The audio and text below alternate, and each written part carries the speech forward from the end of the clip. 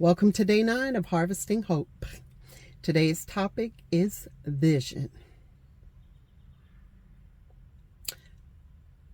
The quote for today is, "Where there is no vision, the people perish." And that's actually a scripture. And the theme for today is the importance of dreams. And the relatable scripture is coming out of Jeremiah 29:11.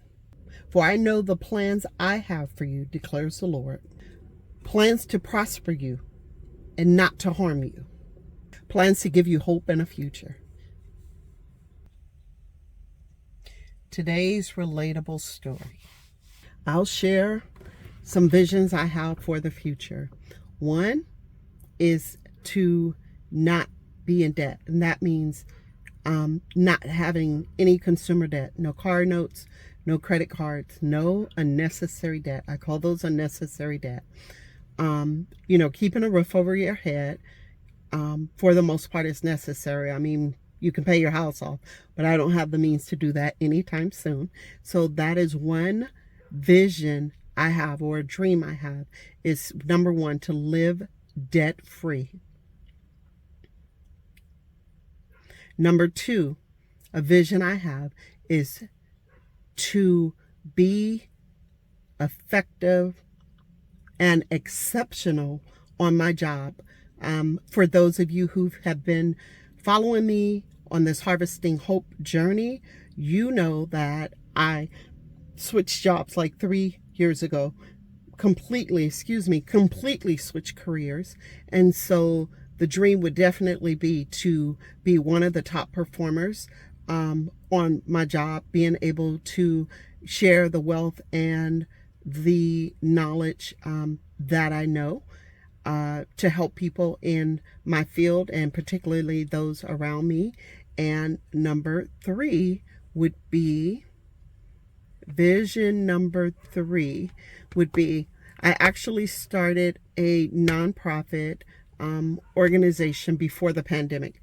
As we know, the year 2020 killed a lot of things. We were on standby, and people were not able to leave their homes and interact.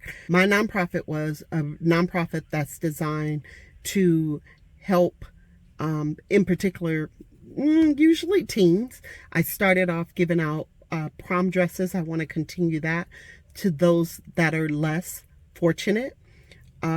Give away free prom dresses for people who don't have the means to purchase them, or it would put a significant strain on the family. That's number one in that organization. And number 2 is to teach anger management and conflict resolution skills. Those are the 3 visions I have: to live debt free, to definitely be effective and, say, a mentor in my particular field, and number 3, get my nonprofit up and going, teaching kids how to deal with conflict resolution, providing the prom dresses, providing mediation, helping kids be effective in dealing with their anger, teaching them that they have choices.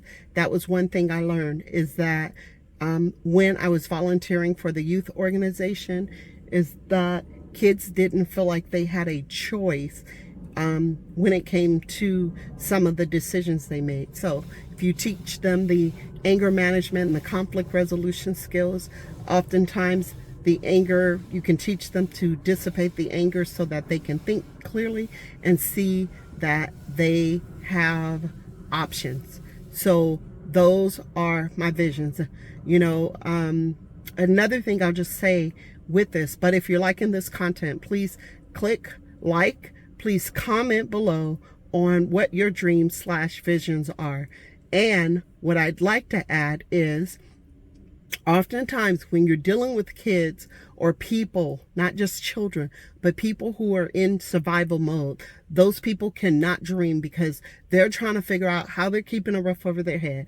They're trying to figure out where their food is coming from. So if you want to help people to be in a position to dream, or if you're dealing with kids that are in rough situations, the reason they can't see their future is because they don't have the capacity to dream, because they're so busy worried about where their next meal, where they're going to lay their head that night, how they're going to survive is what it boils down to.